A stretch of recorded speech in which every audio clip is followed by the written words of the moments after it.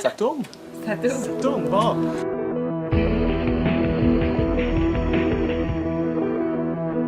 Je voulais parler de, par exemple, quand elle était allée demander la démission de Gérald Tremblay au conseil municipal. Oh oui, quelle intervention. Ouais.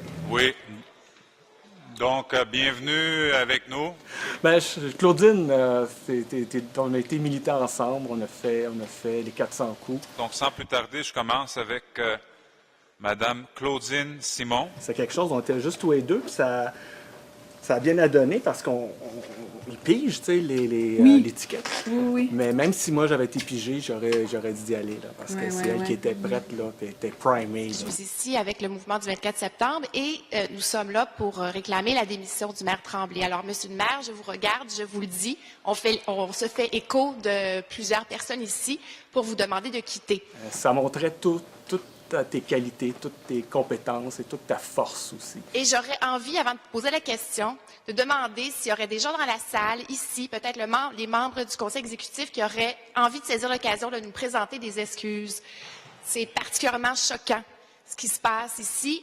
Moi, j'ai découvert les Alters citoyens en 2012. Votre première question a été posée.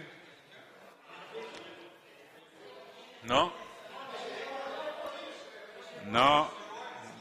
Et puis, je suis tombé par hasard sur une vidéo des Alters. Puis ça portait, je me souviens, sur les luttes internationales étudiantes.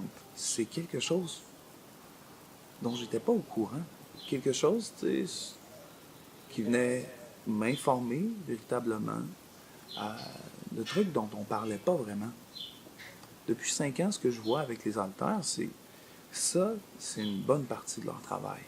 Il y a plein d'autres exemples comme ça, que ce soit de réfléchir aux questions d'abus puis de violence dans des relations, que ce soit discuter des luttes étudiantes, encore une fois, mais cette fois-ci en Inde, la judiciarisation des militants de Sherbrooke. T'sais. Alors qu'on n'avait pas discuté du tout, mais pas du tout, du projet de loi C-51 des conservateurs, sur... Qui est dans le pouvoir des services de renseignement. Un gros film d'une demi-heure, sans compromis, qui détaille tous ces enjeux-là avec un taux de combit qui est super intéressant. Je trouve ça particulièrement inspirant qu'il y ait un média citoyen ici au Québec qui soit en majorité composé de femmes. Et aussi, grosse manifestation contre la culture du viol. Par la suite, les Alters sortent un document vraiment important, donc entrevue sur les enjeux intersectionnels liés à cette manifestation-là. On dit que l'on prend la parole ou qu'elle nous est donnée. La parole ne nous appartient pas. Elle n'est pas une chose qui nous serait propre, mais plutôt un espace pour lequel on lutte et auquel tout le monde n'a pas forcément accès. On a besoin d'un média indépendant comme les Alters citoyens. Prendre la parole devrait appartenir au même mouvement que celui de la donner.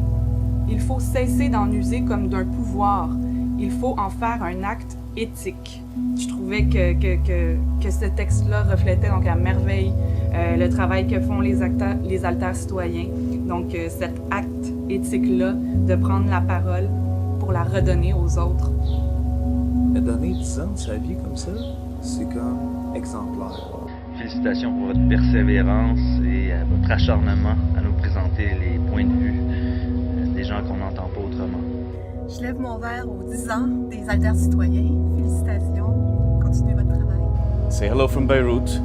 I hope that you continue in this spirit and never give up because you're a wonderful person and you bring great energy to this thing that we do.